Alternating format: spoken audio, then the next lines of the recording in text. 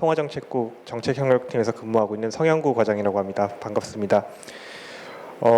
일단 통화신용 정책 보고서라고 하면 이게 생소하신 분도 계실 거고 또 통화신용 정책 보고서가 무엇인지 들어보신 분들도 계실 텐데 한마디로 말씀을 드리자면 통화신용 정책 보고서라고 하면 이 집필 기간 동안 한국은행에 있는 그 통화정책 관련 부서들이 하고 있는 모든 고민이 응축되어 있는 책이라고 보시면 됩니다. 실제로 여기에 들어가 있는 내용들은 그 금통위원이나 집행 간부들이나 모두들 이것을 보고 여기에 통화정책 신용보고서에 들어있는 내용들과 동일한 텍스트들을 보시고 거기에 대해서 금리에 대한 판단을 하시고 하는 그런 보고서고요. 일단은 제가 오늘 설명드릴 내용은 그래서 이 통화신용 정책 보고서의 주요 내용이긴 합니다만 이 통화신용 정책 보고서라고 하는 것도 사실 중앙은행의 대국민 커뮤니케이션의 일환인 만큼 앞에서 먼저 중앙은행의 커뮤니케이션이 어떤 의미를 가지고 있는지에 대해서 먼저 설명을 드리고요. 그 다음에 통화신용 이번에 12월호에서 다루었던 주요한 내용들에 대해서 간략하게 여러분들께 설명하는 시간을 가지도록 하겠습니다.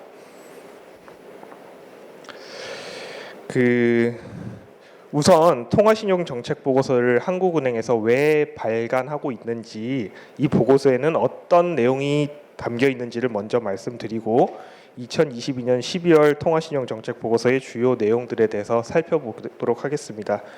먼저 통화신용 정책 보고서를 왜 발간하고 있는지를 설명드리기 위해서 통화정책 커뮤니케이션이 무엇인지 먼저 말씀을 드리도록 하겠습니다.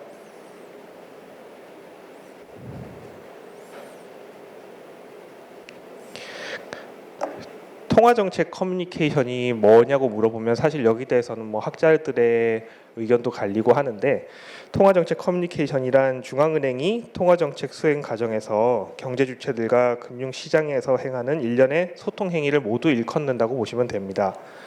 이해하기 쉽게 말씀드리자면 중앙은행 본연의 역할인 통화정책을 수행하는 데 있어서 금융시장, 기업, 정부뿐만 아니라 여러분과 같은 일반 국민들에게도 통화정책 결정 내용과 그 배경을 설명한다는 것을 의미한다고 보시면 될 것 같습니다. 당행 같은 경우는 통화정책 커뮤니케이션을 위해서 다양한 수단을 활용하고 있는데요. 가장 좋은 예로는 1년에 8번 개최되는 통화정책 방향 결정 회의 시 통화정책 결정 내용을 텍스트 형태의 의결문으로 발표를 하고요. 총재님이 기자간담회를 열어서 통화정책 결정 배경 등에 대해서 많은 시간을 할애해서 설명을 하고 또 질의응답도 진행하고 있습니다. 이런 의결문이라든지 기자간담회 같은 것도 커뮤니케이션 수단입니다. 잠시 후에 자세히 좀 더 설명을 드리도록 하겠고요. 지금은 중앙은행이 사실 커뮤니케이션에 대해서 굉장히 중요하게 생각하고 소통을 위해서 많은 노력을 기울이고 있습니다. 그래서 여러분들도 뉴스에서 보셨겠지만 제롬 파월 연준 의장이 기자회견에서 어떤 말을 했는지 그리고 그분들이 통화정책 결정문에 어떤 내용을 담았는지가 사실 시장에 많은 영향을 미치고 있고 특히 글로벌 금융위기 이후에 정책금리가 제로로 내려간 다음에는 더 이상 이제 중앙은행이 기준금리로 할 수 있는 역할이 제한되다 보니까 이런 포워드 가이던스라든가 여러 가지 정책 커뮤니케이션을 통해서 시장과 소통을 하려고 했던 것이 사실입니다. 그런데 과거에는 오히려 통화정책 비밀주의라고 해서 중앙은행이 통화정책 관련된 정보나 향후 통화정책 방향을 외부에 알리는 것을 굉장히 꺼리기도 했습니다. 왜 그랬냐 생각을 해보면 여러 가지 이유가 있는데 우선 통화정책 결정에 영향이 파급되는 경로가 비교적 단순하기 때문에 커뮤니케이션의 필요성이 크지 않았고 당시만 해도 중앙은행의 독립성이 확보되지 않았기 때문에 외부의 압력으로부터 중앙은행을 지키고자 하는 노력의 일환이기도 했습니다. 그리고 여러분들 중에서 경제학을 전공하시거나 아니면은 관련된 공부를 하셨던 분들 같은 경우는 신고전파의 합리적 기대 이론이라고 해서 또 아실 텐데요. 합리적 기대 이론 하에서 이미 예측되었던 외부 충격 같은 경우에는 더 이상 시장에 미치지 못한다라는 그런 이론적 기반도 있었기 때문에 실물 경제의 영향력을 극대화하기 위해서는 오히려 깜짝 금리 결정을 내서 아니면 급작스러운 통화 정책이 오히려 시장에 효과를 크게 줄 수 있다라고 생각했던 것도 있습니다. 그런데 이제 금융시장이 많이 바뀌고 환경도 바뀌었습니다.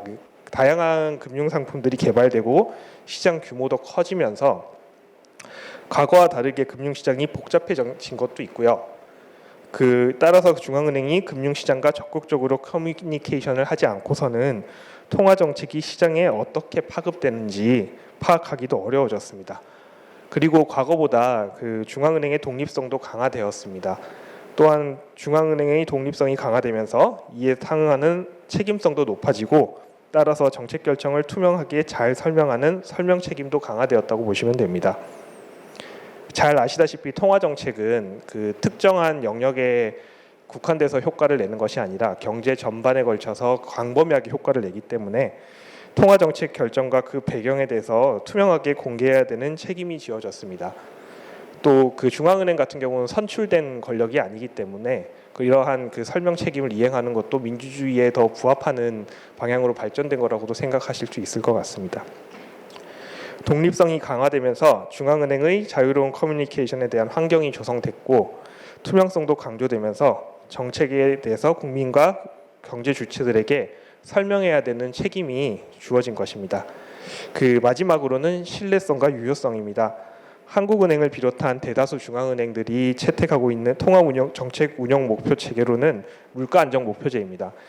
중앙은행이 물가 안정 목표를 성공적으로 달성하기 위해서는 중앙은행의 물가 목표가 몇 %인지 경제 주체들에게 최대한 많이 알리는 게 중요합니다. 경제 주체들과 적극적인 커뮤니케이션을 통해 경제 주체들이 중앙은행을 신뢰할 수 있도록 만들어주는 것이 물가 안정 목표제의 성패를 좌우하는 굉장히 중요한 것 중에 하나라고 할 수 있습니다. 또한 커뮤니케이션을 통해 경제 주체들에게 중앙은행의 역할과 정책에 대한 이해도를 높일 수 있도록 높일수록 정책 효과가 더 크게 나타나기 때문에 유효성 측면에서도 매우 중요하다고 할 수 있겠습니다.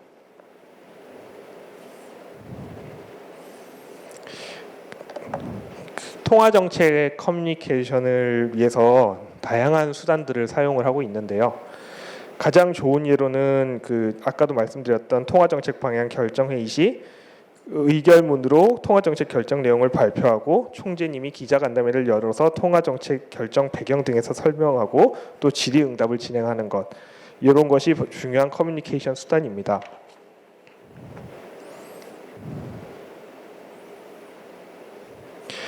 현재 한국은행이 통화정책 커뮤니케이션을 위해서 사용하고 있는 수단들을 통화정책 방향 결정 회의부터 시간 순서대로 살펴보면서 실제 커뮤니케이션이 어떻게 진행되는지를 설명드리겠습니다. 지금 보시는 화면이 통화정책 결정 회의부터 이제 시간 순서대로 나오는 건데요.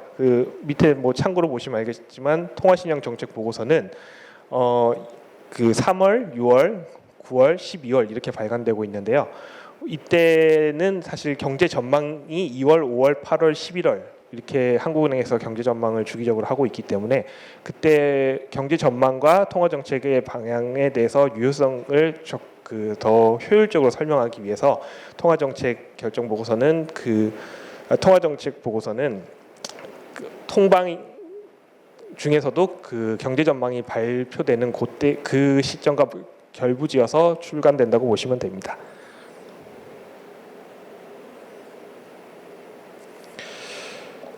우선 통화정책 방향 결정회의 직후에 의결문이 발표되게 됩니다.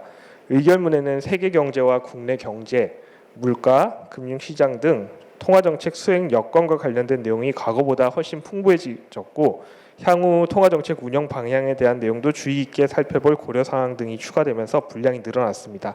왼쪽이 이제 2009년 2월의 통화정책 방향에 대한 의결문이고요. 오른쪽이 2022년 11월에 나온 의결문입니다. 한눈에 보셔도 10년 전과 비교해보면 훨씬 많은 내용을 담고 있다는 걸 아실 수 있습니다.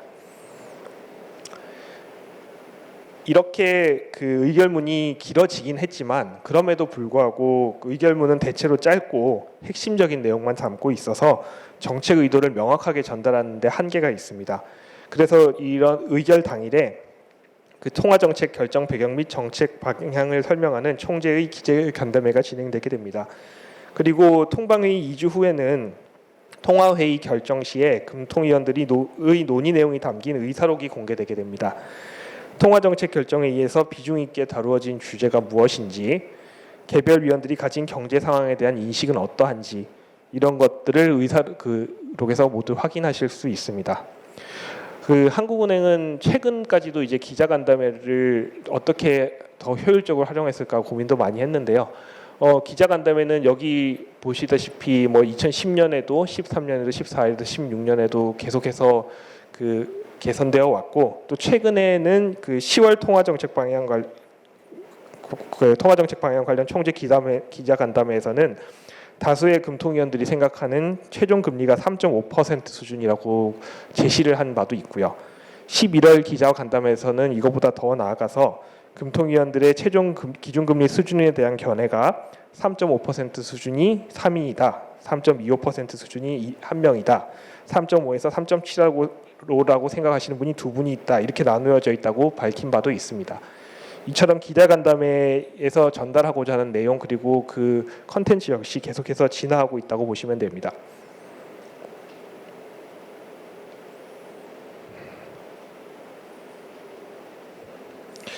한편 통화신용 정책 보고서를 혹시 나중에 보시게 되면 맨 앞쪽에 통화신용 정책 운영의 일반 원칙이라고 해서 또 되어 있는데요. 이건 역시 중요한 커뮤니케이션의 수단이라고 보시면 됩니다.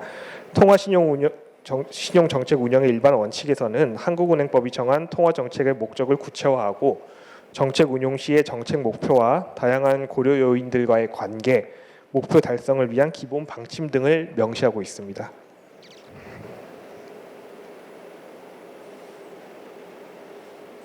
그렇다면 우리가 오늘 볼 신용정책 보고서는 통화정책 커뮤니케이션 수단으로서 어떤 의미를 가지는지를 살펴보아야 하는데요.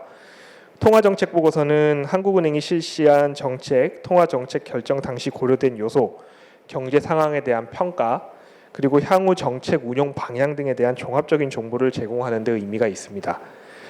이하에서는 통화신용정책 보고서의 발간 근거부터 주요 내용까지 자세히 살펴보도록 하겠습니다.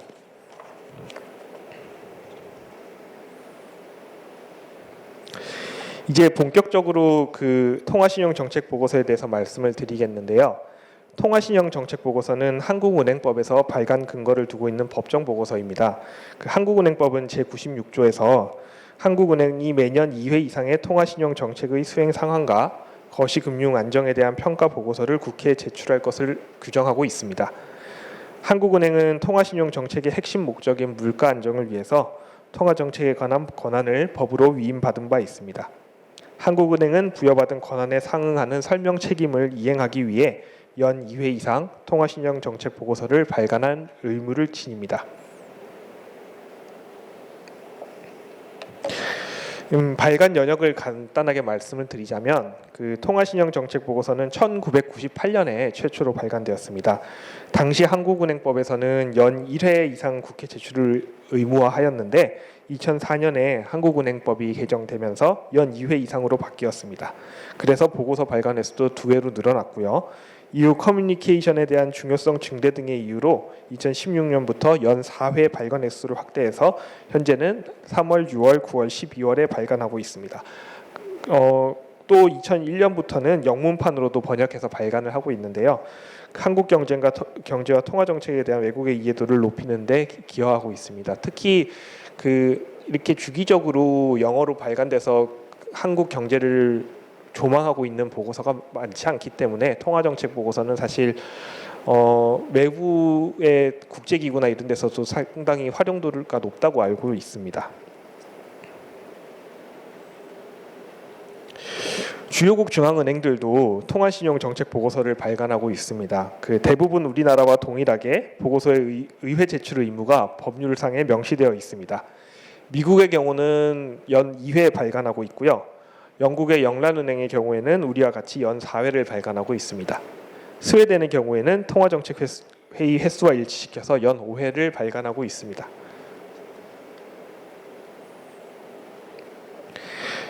다음으로 통화신용 정책 보고서에서 담긴 중요한 내용들을 살펴보겠습니다.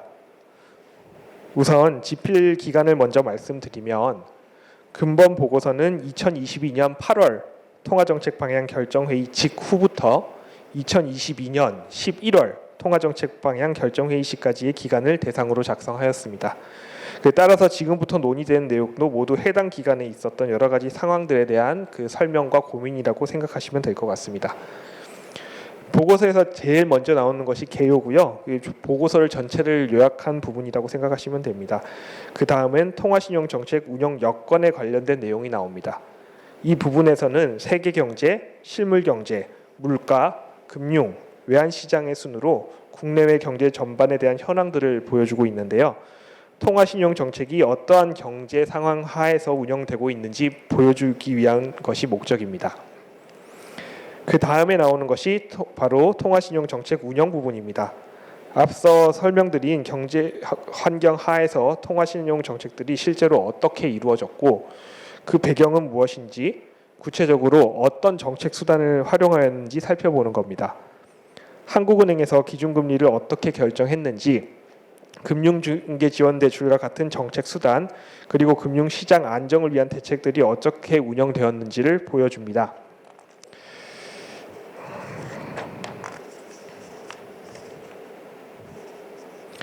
근본 통화신용정책 운영 파트에서는 지필 대상 기간 중에 있었던 기준금리 인상 결정 배경과 인상 폭에 대한, 요새 그 뭐 빅스텝이니 뭐 자이언트 스텝이니 그런 얘기가 많지 않습니까? 그 예전에는 그 25bp를 올리는 것이 그 금리를 조정하는 것이 정례화되어 있다 싶어서 그 금리 인상의 폭에 대해서는 사실 그렇게 관심이 많지 않았던 것이 사실인데요. 최근 들어서는 그 인상 폭에 대해서도 상당히 그 시장과 커뮤니케이션을 해야 될 필요성도 많이 높아진 것이 사실입니다. 그래서 그 이번 통신 보고서에서는 금리 기준금리 인상의 결정 배경뿐만 아니라 인상 폭에 대한 판단 근거를 논리적으로 명료하게 제시하는 한편, 금융 외환 시장의 변동성 확대, 그리고 최근에 있었던 뭐 레고랜드 그 PFABCP 관련된 이슈로 촉발된 단기 금융 채권 시장 불안 등에 대응한 한국은행의 다양한 미시적 정책 수행에 대해서도 상세히 서술하기 위해서 노력을 하였습니다.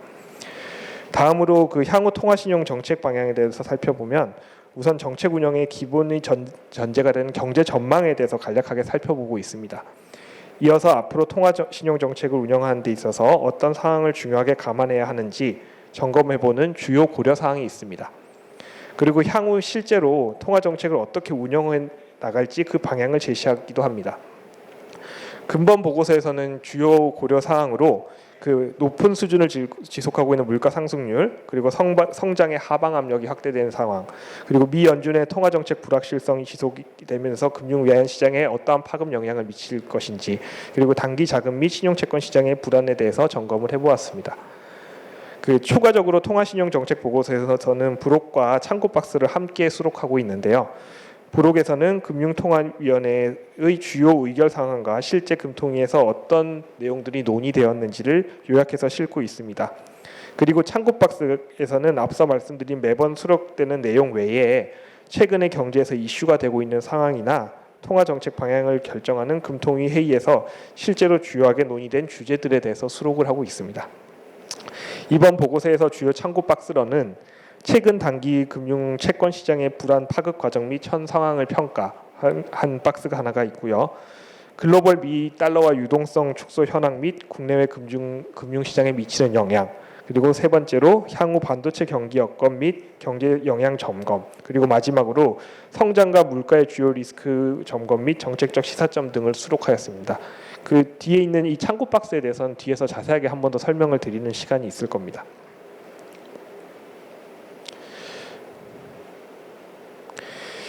아래에서는 이제 시간 관계상 통화신용정책 운영 여건에 대한 설명은 생략을 하고요.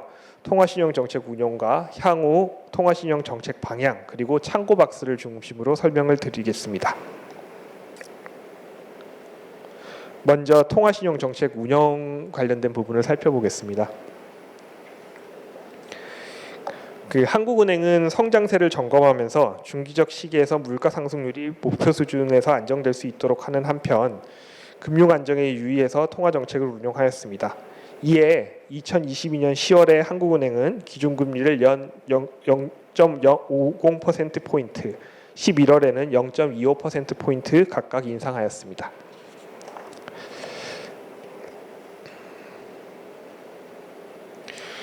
그 10월 회의에서는 높은 물가 오름세가 지속되는 가운데 환율 상승으로 인해 물가의 추가 상승 압력과 외환 부분의 리스크가 증대됨에 따라 정책 대응의 강도를 높일 필요가 있다고 판단하였고 기준금리를 연 2.50%에서 연 3.00%로 50%포인트 인상한 바 있습니다.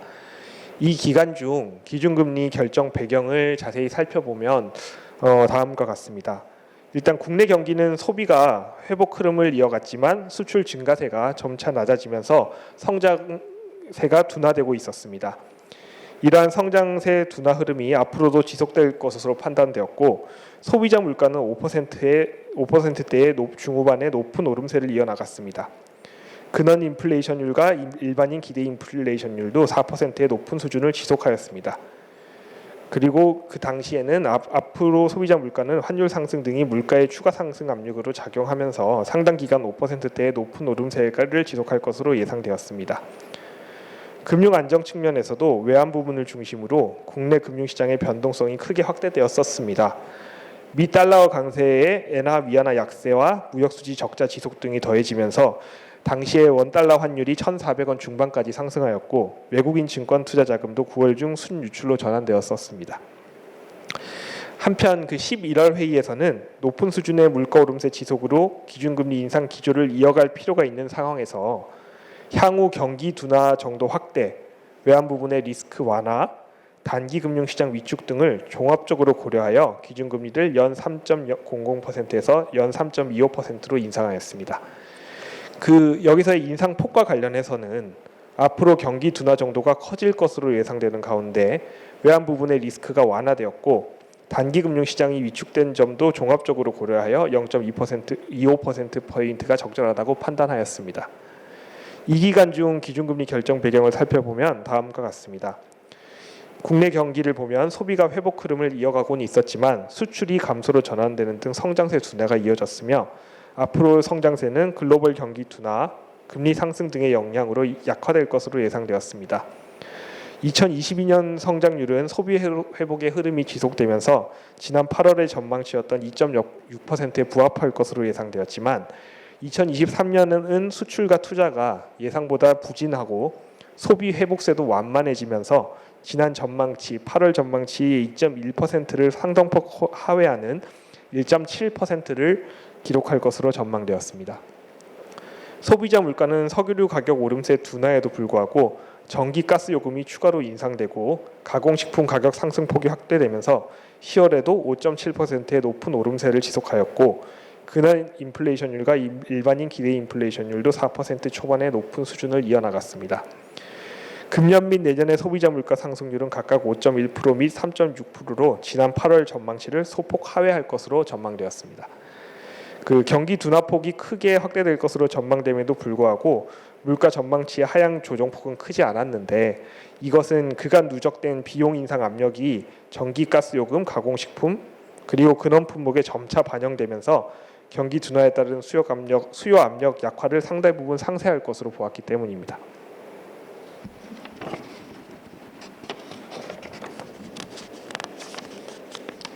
그리고 금융 안정 측면에서 보면 국내 금융시장에서 환율 안정과 함께 장기 국고채 금리가 하락하고 주가는 상승하였지만 단기 금융시장에서 프로젝트 파이낸싱 자산 담보부 기업은 속칭 말해서 PF ABCP가 금리가 큰 폭 상승하였습니다. 그리고 그 거래도 위축되어서 한국은행 위축되어 바 있습니다. 한국은행과 정부의 시장 안정화 조치 등으로 거래가 일부 재개되었지만 높아진 신용 경계 감과 금융기관의 연말 자금 수요 등으로 인해 기업 어음 시장에서의 자금 조달은 여전히 제약되는 모습을 보였습니다. 외환 시장에서는 원달러 환율이 1,400원대 중반에서 1,300원대 중반으로 하락하는 등 일부 불안이 일부 완화되는 모습을 보였습니다.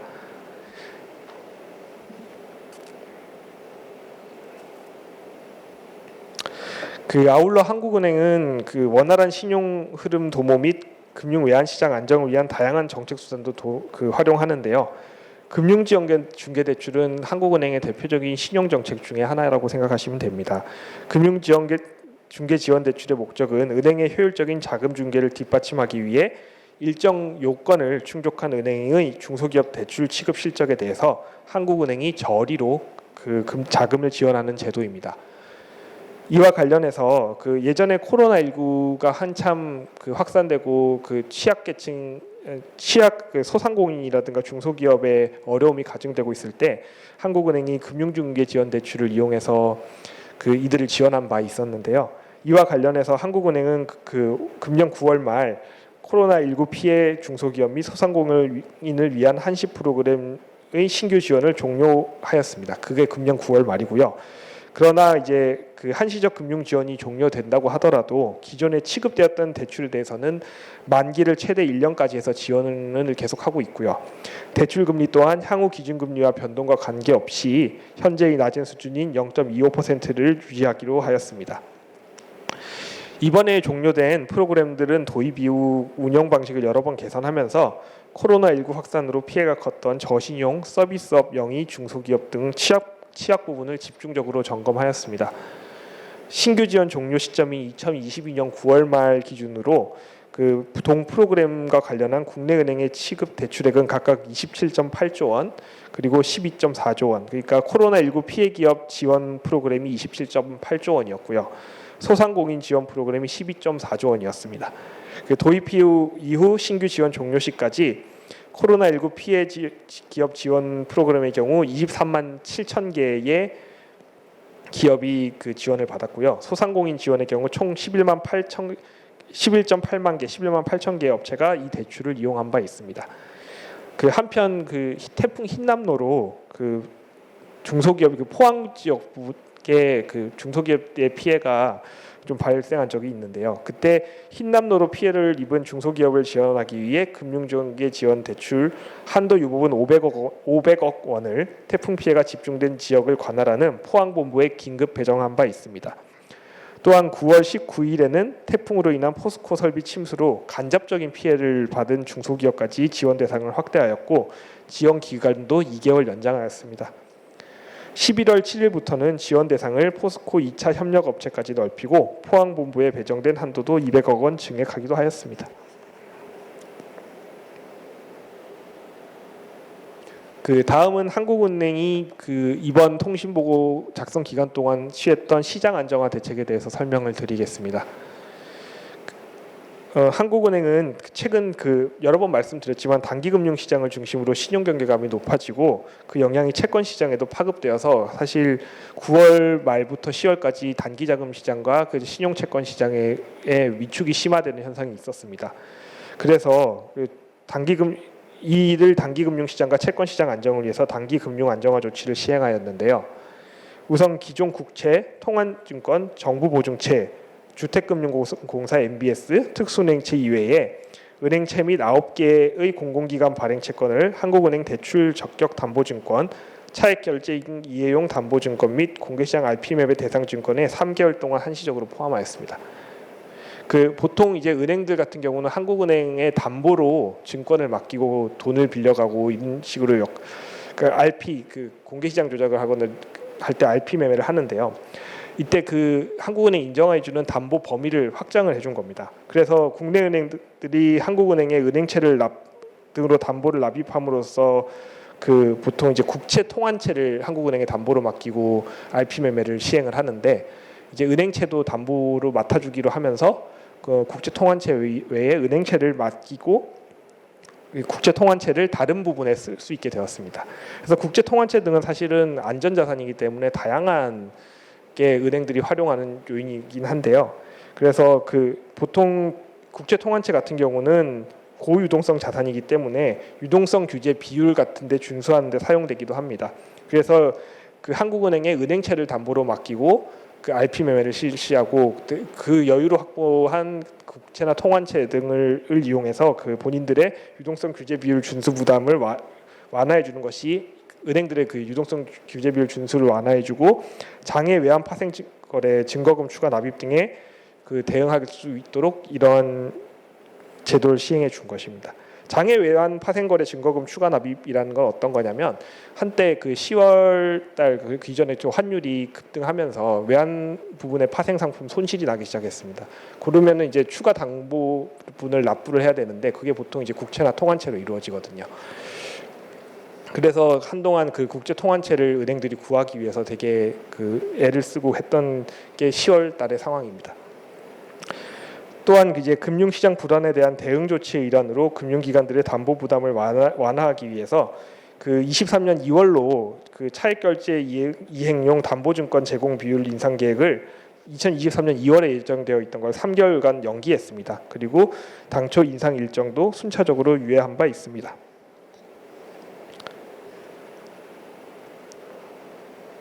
이제 두 번째로 향후 통화신용 정책 방향을 살펴보는데, 우선 금통위에서 향후 통화 정책 운영에 있어 주의 깊게 살펴볼 필요가 있는 주요 고려사항 4가지.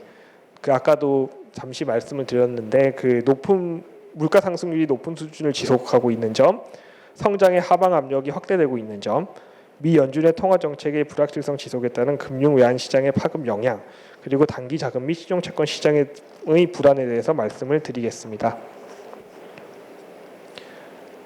향후 통화신용 정책을 운영하는 데 있어서 주요하게 고려해야 될 상황을 지금으로 짚은 4가지를 지금부터 설명을 드릴 겁니다. 그 우선 향후 통화신용 정책을 운영하는 데 있어서 주요하게 고려해야 될 상황 첫 번째는 그 높은 수준을 지속하고 있는 물가 상승률입니다. 향후 소비자 물가는 국내외 경기 하방 압력 증대 등으로 오름폭이 점차 낮아지겠지만 완만한 둔화 속도를 나타내면서 당분간 5% 수준을 지속할 전망입니다.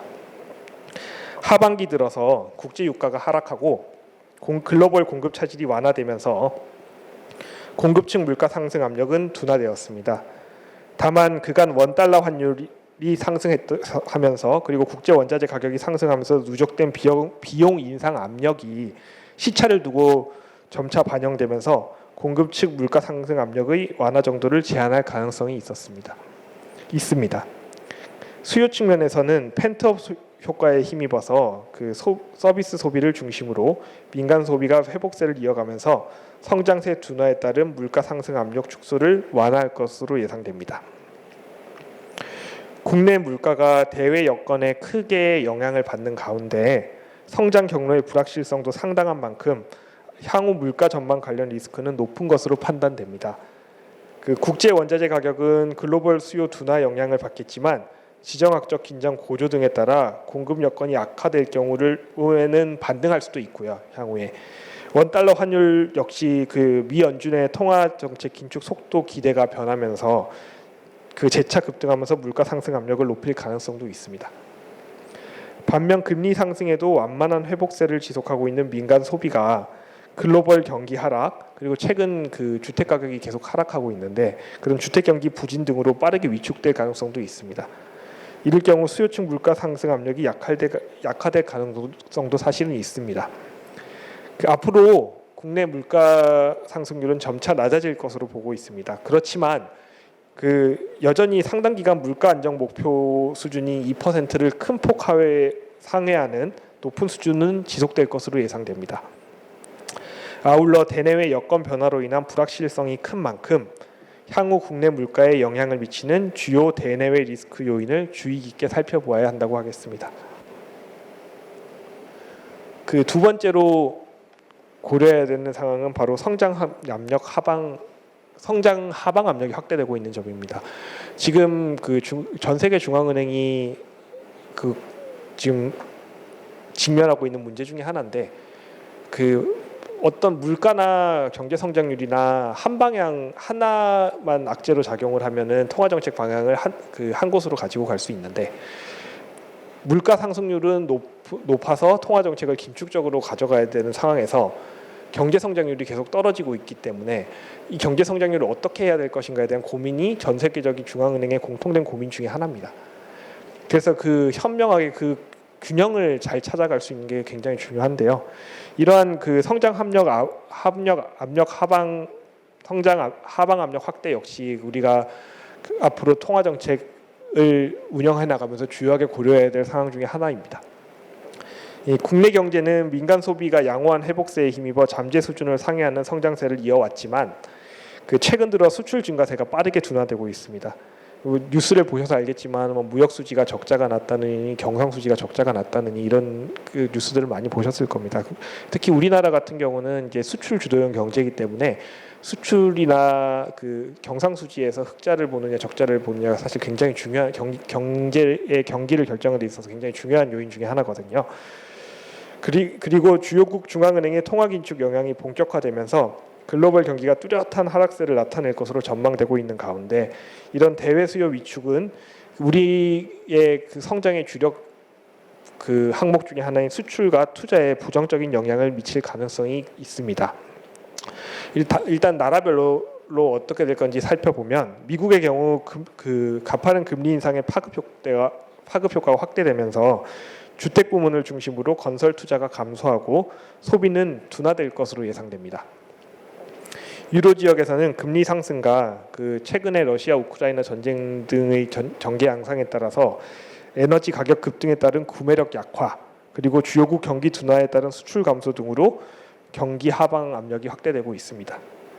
그리고 또한 중국도 그렇게 상황이 뭐 좋지는 않은데요. 코로나19 관련 리스크라든가 부동산 경기 위축, 그리고 주요국 경기 둔화에 따른 수출 부진 등으로 낮은 성장세가 당분간 지속될 것으로 예상됩니다. 이렇게 우리 주요 수출국 중에 하나인 미국, 뭐 유럽, 중국 모두가 사실 경제 성장률이 그렇게 그 경제 성장 전망이 밝지 못해서 향후에는 이제 우리 경제의 하방 압력으로 작용할 위험이 충분히 있습니다. 국내에서는 지난해 하반기부터 금리 상승 영향이 가시화되는 가운데 높은 가계부채 수준, 주택시장 부진 등이 경기 하방 위험을 높이는 요인으로 작용할 것으로 보입니다. 최근 금리가 상승하면서 이자 상환 부담이 증가하고 있고요. 주택 경기가 하락세로 들어감에 따라서 역자산 효과라고 해서 보통은 이제 자산이 늘어나면 소비도 더 많이 하는 경향이 있는데 자산 가격이 하락하게 되면 소비도 줄어들게 되는 그런 역자산 효과에 따른 소비 제약 가능성도 있습니다. 아울러 최근 자금 시장과 채권 시장에서의 시장 불안이 회사채 발행 여건을 더욱 악화시키고 이것이 그 은행의 대출 태도 강화로 이어질 경우, 은행의 대출 태도가 강화된다는 말은 은행이 그 대출을 해주는데 소극적이 된다는 말을 의미합니다. 이럴 경우에는 뭐 기업 투자도 부정적인 영향을 받을 것으로 예상됩니다. 향후 높은 물가 오름세가 지속되는 상황에서 성장이 크게 둔화되는 경우 경제 주체들의 어려움이 가중될 수 있는 만큼 이런 주요 리스크 요인들의 전개 양상과 국내 경제에 미치는 영향을 향후 통화정책 운용, 신용정책 방향을 결정할 때 주요하게 고려해야 될 것이라고 할 수 있습니다. 다음은 그 올해에서 계속해서 화두가 되고 있는 미 연준의 정책금리 통화정책 불확실성 지속에 따른 금융외환 시장 파급 영향인데요. 미국의 물가 상승률이 굉장히 높게 상승하면서 연준이 뭐 예전에는 25bp씩 베이비 스텝이라 해서 천천히 이어가던 금리 인상 기조를 50%포인트, 뭐 75%포인트, 뭐 소위 빅스텝, 자이언트 스텝이라고 하는 빠른 속도로 그 금리 긴축 인상 기조를 가지고 가면서 이러한 그 파급 효과가 사실 전 세계적으로 펼쳐지고 있습니다. 그래서 모든 자산 시장 그리고 금융 외환 시장에서 우리나라뿐만 아니라 다른 나라들도 미 연준의 움직임에 사실 굉장히 민감할 수밖에 없는 게 사실입니다. 최근 미국 경제 금융 여건과 이에 따른 연준의 통화 정책 관련 불확실성은 사실 아직도 여전히 높은 상황입니다. 뭐 그저께인가요? 하여튼 연준에서 또 통화 정책을 결정하긴 했지만 뭐 앞으로도 통화 정책 인상 기조는 계속 이어져 나갈 거로 보이고요. 그래서 시장 참가들의 관심은 어디에 쏠려 있냐면 연준의 최종 정책 금리 수준이 어디일 것인가, 이거 소위 터미널 레이시라고 하는데 최종 정책 금리 수준이 어디서 결정될 것인가에 굉장히 관심을 많이 가지게 됩니다. 그런데 이 최근까지도 이 최종 금리 수준에 대한 전망이 사실은 글로벌 IB들 사이에서도 굉장히 엇갈리게 나오는 게 많습니다. 그러니까 한 방향으로 뭐 몇 퍼센트라고 찍어서 컨센서스가 모아지는 게 아니라 뭐 다수의 투자은행은 뭐 노동시장도 견조하고 미국의 노동시장도 견조하고 전반적으로 긴축적인 금융 상황이 대체로 균형을 이루고 있으니까 최종 정책금리 수준은 한 5% 내외가 되지 않을까라고 전망을 했는데요. 뭐 인상 경로와 관련해서도 내년 1분기까지 금리 인상이 지속되다가 2분기 이후에는 중단될 거라는 전망이 뭐 다수의 투자은행의 뭐 최근까지 견해였습니다. 근데 반면 일부에서는 노동시장의 초과 수요가 이례적으로 높은 상황이고, 그러니까 이 말은 그 금리가 긴축 기조로 돌아섰음에도 불구하고 그 미국 같은 경우는 노동시장이 굉장히 좋거든요. 소위 말해서 이제 뭐라고 표현해야 되나, 그 노동시장은 화랑 상황이 계속되고 있었습니다. 최근까지. 그래서 이런 경우에는 이런 노동시장의 임금 인상 압력이 뭐 임금 인상 압력으로 번질 수도 있고, 이게 인플레이션 고착화 우려로도 이어질 수 있기 때문에 일부 IB 같은 경우는 연준의 긴축 의지가 강한 점에 주목하면서 터미널 레이시 5% 중반까지 인상되지 않겠냐라고 한 IB들도 있습니다. 어떤 또 소수이긴 하지만 다른 한편에서는 글로벌 경기가 둔화되고 금리 급등에 따른 주택시장 침체 등으로 그 경기 경착륙 가능성이 높아졌기 때문에 경기가 결국은 꺾이게 되면은 수요 측의 압력이 줄어들면서 물가 상승률도 꺾일 수밖에 없거든요. 그래서 인플레이션이 빠르게 둔화될 것으로 예상되면서 최종 정책 금리 수준은 4% 중반일 거라고 한 IB들도 있습니다. 향후 연준의 통화 정책과 경제 지표 변화에 따른 시장의 민감도가 매우 높은 만큼 정책 금리 인상 경로와 관련한 지표의 흐름이 시장에서 만약에 벗어나게 되면 국제 금융 시장의 변동성 또한 크게 확대될 가능성이 있습니다.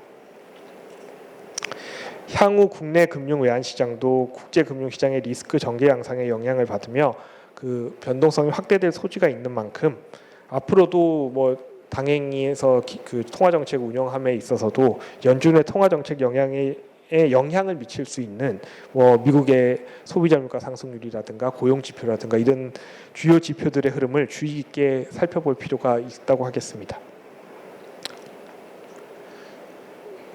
다음은 그 단기 자금 시장과 신용 채권 시장의 불안한 점을 향후에도 어느 정도 고려를 해야 될 필요가 있다는 점인데요. 최근 그 국내외 통화 정책 긴축 등의 영향으로 금융시장 변동성과 신용 경계감이 굉장히 높아져 있었습니다. 그런데 이제 그 상황에서 그 PF, ABCP 관련 이슈 등 그 우발적인 요인이 터지면서 자금 시장과 채권 시장이 9월, 10월 들어서 굉장히 유동성이 약화되었었습니다. 단기 자금 시장의 경우 PF, ABCP와 그 이에 대한 익스포저가 높은 증권사 CP를 중심으로 발행이 굉장히 급격하게 위축이 되었습니다. 그러니까 CP 발행이 안 되는 상황이 이어졌는데요. CP 금리도 이르다 보니까 CP 금리 자체도 가파르게 상승하면서 불안한 모습을 나타내었었습니다. 채권 시장에서는 금리 상승 국면에서 신용도와 유동성이 낮은 신용 채권에 대한 투자 수요가 줄어들고 공사채, 은행채 등 우량 신용 채권 발행이 급증하면서 수급 부담이 커졌습니다. 그래서 여기에다가 이제 강원도 PF, ABCP 관련 이슈로 신용 경계감이 확대되면서 채권 시장 역시 단기 자금 시장뿐만 아니라 채권 시장 역시 시장 전반의 위축이 심화되었습니다. 그 오른쪽에 신용 채권 스프레드 그래프를 보시면 위에선 아래선 그 직선이 사실 그 평균 플러스 마이너스 3표준 편차 선을 과거 시기열의 3표준 편차를 의미하고 있는데 이것은 사실 1% 확률을 의미하거든요. 그러니까 최근에 있었던 신용 채권 스프레드 자체가 이례적으로 높아졌던 상황을 의미합니다. 그 PF, ABCP 관련당 신용 채권 관련된 그 시장 불안의 전개 과정은 후수라는 그 참고 박스 관련 챕터에서 한 번 더 설명을 드리도록 하겠습니다.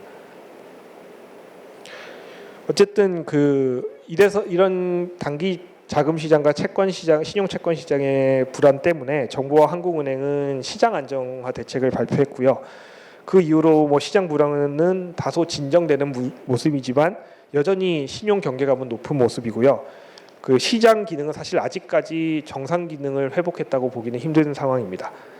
향후 자금 시장과 채권 시장은 시장 안정 대책 효과가 가시화되면서 점차 기능은 회복할 것으로 예상됩니다. 그런데 그 관련 리스크 요인은 여전히 남아 있는 상황이라서 그런 리스크 요인을 잘 점검을 해야 될 것입니다. 우선 부동산 경기 둔화가 이어지고 있기 때문에 PF, ABCP나 건설사 발행 회사채 등에 대한 높은 경계감이 유지될 것으로 보입니다. 그리고 연말까지 그 CP 만기 도래가 돌아오는 금액이 상당히 많은 편인데요. 이제 금융기관이 사실 연말에 부클로징이라는 걸 하면서 자금 수급의 불확실성이 연말에는 높아지는 경향이 있거든요. 그래서 이럴 경우에 차환이라든가 상환에 차질을 빚을 가능성도 있어서 거기에도 유의해야 할 필요가 있다고 하겠습니다.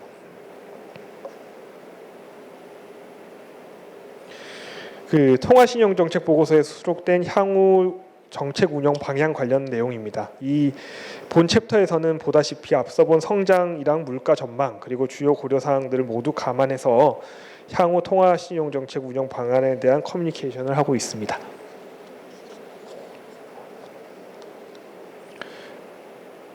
이제 마지막으로 주요 참고로 다루어진 내용을 살펴보겠습니다. 뭐 내용이 좀 길긴 하지만 그 통화 정책을 운영할 때 주요 고려 요인이었던 성장, 물가, 금융 안정 등에 대한 최근 흐름을 파악한다고 생각하시고 들어주셨으면 좋을 것 같습니다. 아까부터 계속 말씀드렸던 그 최근의 단기 자금 시장인가 신용채권 시장의 위축 관련된 내용인데요. 거기에 대해서는 먼저 이 시장에서의 시장 불안이 파급된 과정을 먼저 살펴보고 정부와 한국은행의 시장 안정 대책 발표위의 상황을 평가해 보았습니다. 은행채랑 공사채 발행 확대로 신용증권 시장 수급 부담이 사실 가중되었습니다. 은행채, 공사채 발행이 왜 확대가 되었냐면 은행채 같은 경우는 은행들이 자금을 조달하는 주요한 수단 중에 하나입니다. 보통 은행들은 수신이라든가 은행채 발행을 통해서 사실 자금을 조달하는데 최근에 아까 말씀드렸다시피 그 외환팡생 상품 시장에서 증거금 거래, 추가 납부라든가 이런 그다음에 뭐 유예되긴 했지만 그 유동성 규제 비율 관련 이슈가 있어서 은행들이 뭐 국채나 통환채 같은 고유동성 자산을 사서 그리고 그런 고유동성 자산을 확보하는 게 주요 이슈가 되었던 적이 있습니다. 그래서 은행들이 은행채를 발행을 해서 자금 조달을 하기 시작했고요. 그리고 공사채라고 하면 이제 한전채를 의미하는데요. 한국전력이 적자가 누중되면서 그 운영 비용을 조달하기 위해서는 채권을 발행해서 그 비용을 조달할 수밖에 없는 상황이 되었거든요. 근데 이제 한전채 같은 경우는 사실 굉장히 우량물이기 때문에 한전채가 나 회사채도 은행채도 마찬가지고 이 채권들이 발행되면 다른 채권들을 구축하는 효과가 어느 정도 있습니다. 그래서 사실 살 사람은 정해져 있는데 우량하게 팔겠다는 채권들이 많이 시장에 나오면서 여타 그 신용물들이 사실은 조금 위축됐던 경향이 있었죠. 그랬는데 이제 9월 말에 그 레고랜드 사태가 일어나면서 신용 경계감이 한층 더 높아졌고요. 이래서 PF, ABCP 시장 불안이 CP 시장 전반과 RP 시장으로 파급되었습니다. 10월 들어서는 투자 심리 악화에 따른 유동성 저하가 여타 시장으로 확산되면서 주요 공사채 및 은행 채권 발행 금리가 급등하게 되었고요. 초량물인 AAA 회사채도 시장에서 원활하게 소화가 되지 않는 모습도 나타났습니다. 이렇게 신용채권 위축이 심화되었고요.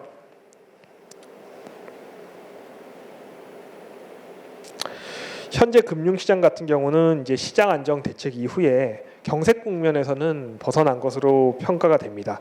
그렇지만 이제 CP 시장을 중심으로 해서 신용 경계감은 여전히 높습니다. 먼저 가격 변수를 보면 CP 금리는 시장 안정 대책 이후 상승폭 자체는 그러니까 상승은 계속되고 있지만 작성할 때 기준 얘기입니다. 그 상승폭은 점진적으로 축소되고 있지만 상승세는 지속되고 있던 상황이었고요. 발행 시장 같은 경우는 뭐 일부 그 채권이 발행되기도 하면서 위축 정도는 완화되었지만 강원도 PF ABCP와 관련성이 높은 증권사의 CP라든가 PF ABCP 같은 경우는 발행이 부진한 모습을 계속 보였습니다. 그리고 이제 시장 유동성이나 거래량을 살펴보면 그 유동성 심도라는 것을 나타내는 아미허드 지표 같은 경우 대책 발표 이후 하락했지만 여전히 연초 대비는 낮은 상황을 보였습니다.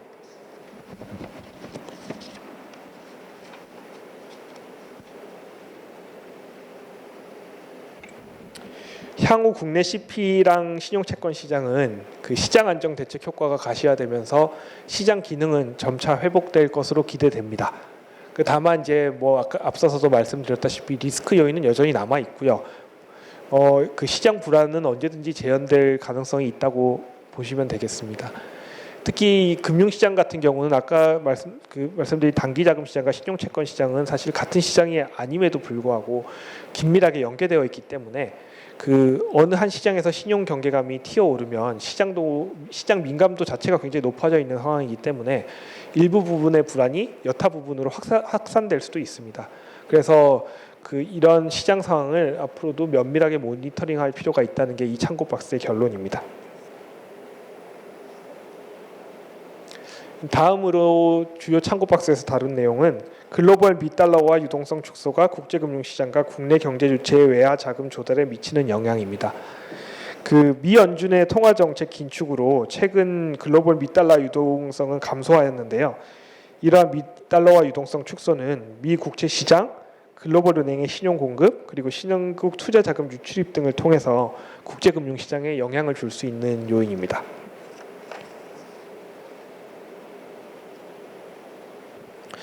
우선 미 국채 시장에서의 유동성 악화는 어떤 문제를 가지고 오냐면 은행의 달러화 자금 중개 기능을 저하시킵니다. 그리고 여계 부분에 달러 자금 조달 시장을 위축시키는 요인으로 작용할 수도 있습니다. 금년 들어 연준의 통화 긴축 영향으로 달러화 공급이 많이 줄어들었고요. 미 국채 시장에서도 사실 유동성 상황이 악화되었습니다. 이는 연준의 양적 긴축 실시로 기조적인 국채 매수세 자체가 이게 연준이 기존까지는 국채를 가장 많이 사주는 주체 중에 하나였는데 미국이 연준이 긴축 기조로 들어서면서 이제 양적 긴축을 시작을 했고 이 제일 큰 손인 연준에서 국채를 사주지 않는 등의 현상이 나타나면서 수요 기반 자체가 굉장히 미 국채 시장에서 약화된 상태입니다. 이런 미 국채 시장의 유동성이 약화된 상황에서 글로벌 달러화 수요 급증 등 충격이 발생하는 경우에는 은행의 보유 국채를 활용한 달러 자금 중개 기능이 저하되고 이는 우리 여계 부분의 달러 자금 조달 시장 전반을 위축시키는 요인으로 작용할 수 있습니다.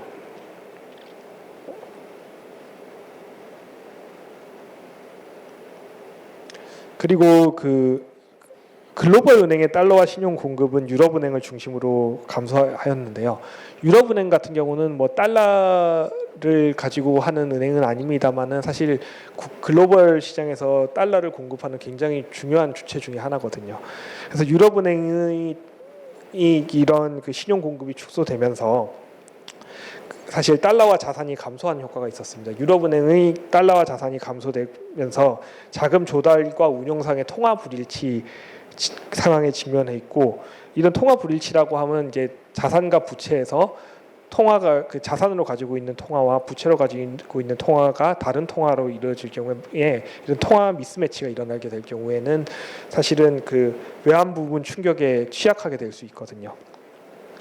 그래서 미달러와 신용 공급 축소로 달러화 표시 부채가 자산보다 많아진 상황이기 때문에 유럽 시중은행들이 달러화 조달 비용이 향후에 상승할 경우에는 유럽은행의 달러화 유동성 리스크 증대로 이어질 우려도 있습니다. 이와 관련해서 유럽은행 감독청 같은 경우도 유럽은행이 자금 조달 운용상의 통화 불일치에 직면해 있고 미달러화 유동성 축소, 스왑 자금 조달 비용 상승 등과 같은 외환 부분 충격에 취약하다고 평가한 바도 있습니다.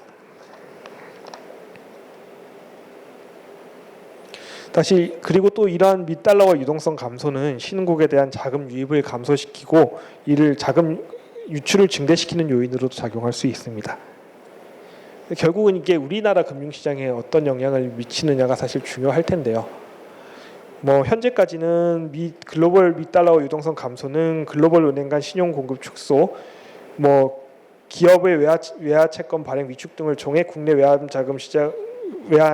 자금 조달에 영향을 줄 수 있는 건 사실입니다. 그렇지만 아직까지도 국내로의 자금 유입은 계속되고 있고요. 글로벌 미달러화 유동성 축소가 국내에 미치는 영향은 아직까지는 제한적인 것으로 보입니다. 은행 부분을 보면 국내 은행을 중심으로 대외 차입이 대체로 증가했고요. 높은 대외 신인도를 바탕으로 양호한 대외 차입 여건도 유지되고 있는 상황입니다.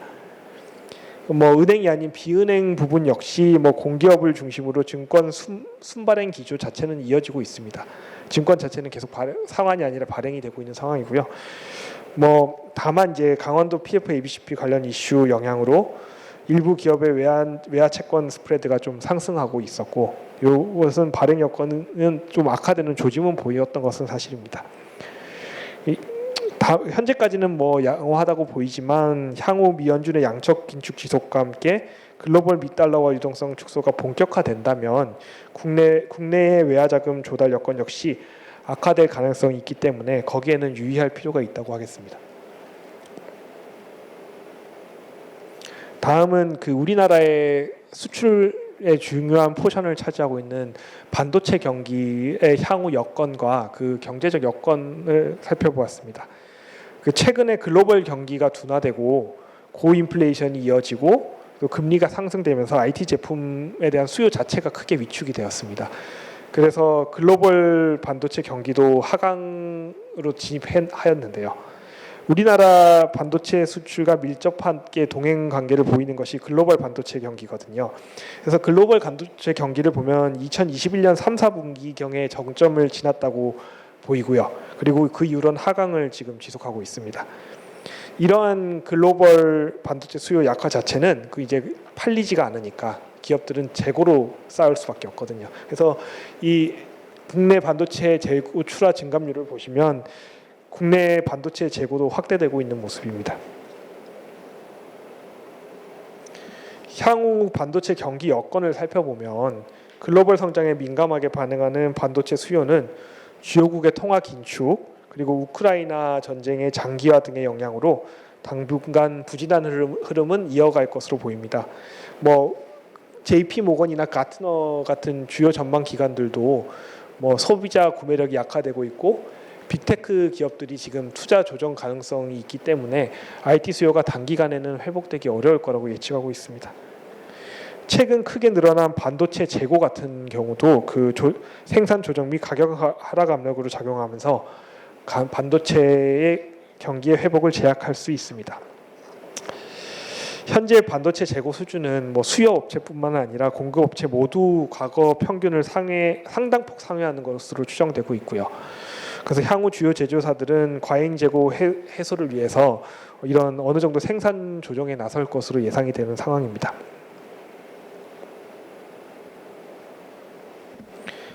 반도체 경기 전망과 향후 거시적 경제적 영향을 이제 살펴보겠습니다. 우리가 이제 궁금한 거는 이런 반도체 경기가 향후 어떻게 될 것이며 이게 우리나라 거시 경제에 어떤 영향을 미치느냐가 중요할 건데요. 향후 반도체 경기 자체는 IT 수요 둔화로 하강을 지속할 것으로 보입니다. 그리고 다만 이제 내년 하반기에는 글로벌 경기가 어느 정도 개선될 것으로 전망을 하고 있기 때문에 완만하게 회복될 것으로 예상은 되나 지정학적 긴장 고조라든가 글로벌 경제 하방 리스크가 있기 때문에 사실 불확실성 자체는 여전히 높다고 할 수 있습니다. 수출 같은 경우는 통관 기준으로 보면 단가 하락 등으로 내년 중에는 감소할 것으로 보입니다. 다만 이제 수출 물량의 경우는 IT 경기에 민감한 메모리 반도체는 부진할 것으로 보이지만 디지털화에 따른 비메모리 반도체의 기조적 수요 확대 등에 힘입어 물량 자체는 완만하게 증가할 것으로는 보고 있습니다. 이제 단가 하락으로 가격 자체는 수출액 자체는 줄겠지만 수출을 이제 물량 지수로 활사를 하면 어느 정도 완만하게 증가할 것으로는 보고는 있습니다. 반도체 경기 하강 자체는 당분간 우리 수출이랑 설비 투자, 생산 등에는 부정적인 영향을 미치고 성장세를 제약하는 요인으로 작용할 것으로 보입니다. 글로벌 반도체 경기의 하강시마다 사실 이러한 상황이 반복되고 있기 때문에 이런 경제적 충격을 완화하기 위해서는 이제 메모리에 편중되어 있는 국내 반도체 생태계 자체를 비메모리 등으로 확장할 필요가 있지 않겠느냐 이런 의견들이 있었습니다. 다음은 성장과 물가의 주요 리스크 점검 및 정책적 시사점입니다. 아까도 이제 제가 잠시 말씀드렸지만 우리 한국은행뿐만이 아니라 여러 세계 중앙은행의 공통적인 고민 중에 하나가 성장과 물가 중에서 어느 곳에 지금 방점을 두어야 되느냐가 굉장한 고민 중에 하나입니다. 물가 상승률이 최근에 미국도 그렇고 조금씩 정점을 지났다는 평가가 나오기는 있지만 여전히 물가 상승률 자체는 높은 수준임에도 불구하고 연준이라든가 주요국 중앙은행들이 금리를 가파르게 인상하면서 내년에 경기 경제 성장률의 하방 압력은 훨씬 더 커진 상황이거든요. 그러면 그 중앙은행은 도대체 어느 곳에 더 방점을 맞추어서 통화 정책을 운영해야 되느냐, 여기에 대한 고민의 산물이라고 보시면 됩니다. 우선 성장 측면을 먼저 보면 국내 경제는 소비 회복세에 힘입어서 잠재 수준을 상회하는 성장 흐름을 이어온 것이 사실입니다. 그래서 대내외 정책금리 인상과 대외 여건 악화 등의 영향으로, 하지만 그 투자와 수출을 중심으로 해서 성장세는 점차 둔화되고 있습니다. 경기 선행 지수를 보면은 하락세가 이어지고 있고요. 재고 출하 순환도 상에서도 경기가 둔화 직면한 것으로 판단이 됩니다. 한편 이제 물가를 보면 소비자 물가와 일반인 기대 인플레이션이 그간의 목표 수준을 큰 폭 상회하는 오름세를 보이다가 7월 이후에 상승세가 다소 완화되는 모습을 보였습니다. 한편 기조적 인플레이션은 서비스업을 중심으로 최근 3%를 상회하는 수준으로 크게 높아져 있어서요. 그 인플레이션의 지속성 자체는 계속 강화되어 온 것으로 보입니다. 물가 상승률 자체는 꺾였지만 기조적 물가 상승률이라고 하면 사실 그 물가의 기저에 깔려 있는 경제학적으로 말하면 스티키한, 그러니까 가격의 하방 경직성이 강한 서비스업이라든가 이런 물가를 중심으로 보는 거거든요. 그런 기조적 인플레이션 자체는 사실 여전히 높고 계속 강화되어 오고 있는 것이 사실입니다. 먼저 이제 물가 상방 압력이 얼마나 지속될 것인가를 살펴보면 최근에 물가 오름세가 다소 둔화되는 모습은 보이고 있지만 당분간 고물가 상황은 이어질 가능성이 작지 않은 것으로 보입니다. 우선 경제 주체들의 그 물가 인식 수준 자체가 높아져, 여러분들도 아시겠지만 이제 물가가 높다는 건 이제 다들 인지를 하고 계시잖아요. 이런 높아진 물가 인식 자체가 이제 임금 등을 매개로 물가 오름세를 확대시키고 지속시킬 수 있습니다. 물가가 오르면 임금 인상 요구가 발생하게 되고, 임금 인상 요구는 또 물가 오름세를 확대시키는 요인으로 작용할 수도 있기 때문입니다. 또한 글로벌 공급 차질이 완전 해소되지 않은 상황이고, 이런 상황에서 지정학적 리스크가 여전한 가운데 최근에 기상 이변 등도 사실 심심치 않게 계속 발생하고 있는 상황이라서 에너지라든가 농산물 가격의 상승 위험도 사실은 불확실성 요인으로 계속 잠재해 있습니다.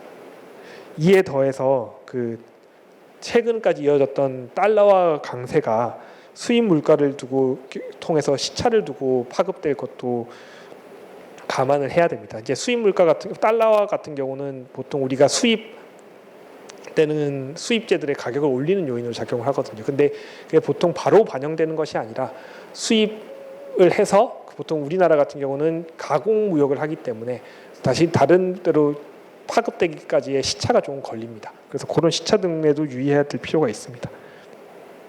최근에 그래서 원달러 환율이 상당폭 하락하긴 했지만, 하락해서 이 효과가 제한적일 거라고 보이긴 합니다만, 달러와의 향방에 따라서 사실 불확실성이, 아까도 연준의 그 금리 인상 경로에 대해서도 다양한 의견이 있듯이 달러화가 강세를 보일지 약세를 보일지는 아직도 사실 미지수기 때문에, 이런 달러화가 지금은 안정된 모습을 보이고 있지만 언제 또 재상승할 수도 있지 모르는 그런 위험도 사실 여전히 잠재되어 있는 상황입니다.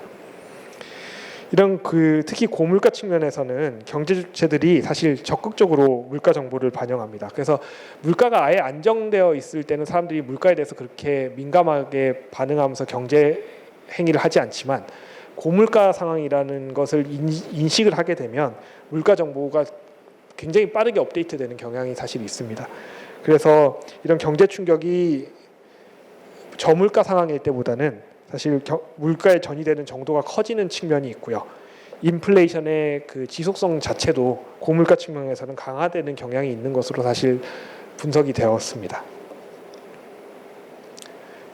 향후 성장 하방 압력을 보면 또 성장세는 대내 불확실성이 증대됨에 따라 약화될 것으로 전망이 됩니다. 국내외 경기의 동조화가 강화된 상황에서 글로벌 경기 둔화폭이 커질 경우에는 국내 성장세 위축도 사실 불가피합니다. 우리나라는 수출 주도형 경제이기 때문에 글로벌 경기에 영향을 많이 받고, 글로벌 경기가 좋지 않으면 사실 우리나라 경제만 좋아지기도 힘들거든요. 양호한 고용 여건이 사실 미국에서는 현재도 이어지고 있고 고물가 대응을 위한 그 미연준의 금리 인상 기조 전환 가능성은 낮은 가운데 국가 간 경기 통화 정책의 동조화로 부정적인 충격의 완충도 기대하기 어렵습니다. 그간 누중된 부채와 이제 높아진 자산 가격도 사실 통화 정책 긴축의 영향을 확대시킬 소지도 있습니다. 가계 부채라든가 최근에는 이제 기업 부채도 빠르게 늘고 있는 상황이기 때문에 그리고 또 자산 가격도 굉장히 높아져 있어서 자산이라는 것은 결국 금리의 영향을 많이 받게 되거든요. 그런 것이 이제 이들 통화 긴축 효과를 확대시킬 여지도 사실 계속해서 잠재해 있습니다. 이에 더해서 경제 상황에 대한 불확실성과 경기 침체 가능성에 대한 경제 주체들의 경계감 자체가 높아진 것도 사실 경기 하방의 부담 요인으로 작용하고 있습니다. 그래서 결론을 보면 성장의 하방 리스크가 확대되고 있는 것은 맞지만 높은 물가 오름세가 지속되는 경우 통화 정책은 물가 안정에 중점을 두고 운영하는 것이 중장기 경제 안정에 기여할 것으로 판단되었다가 그 창고 박사의 결론입니다. 다만 이제 물가의 둔화 흐름이 뚜렷해지고 기대 인플레이션도 목표 수준을 향해서 점차 안정세를 찾아가고 주요국 경기 둔화, 금리 상승 등에 따른 대내외 수요 위축으로 성장 하방 압력이 빠르게 확대된다면 이에 대해서는 당연히 적절하게 대응할 필요가 있다고 보입니다.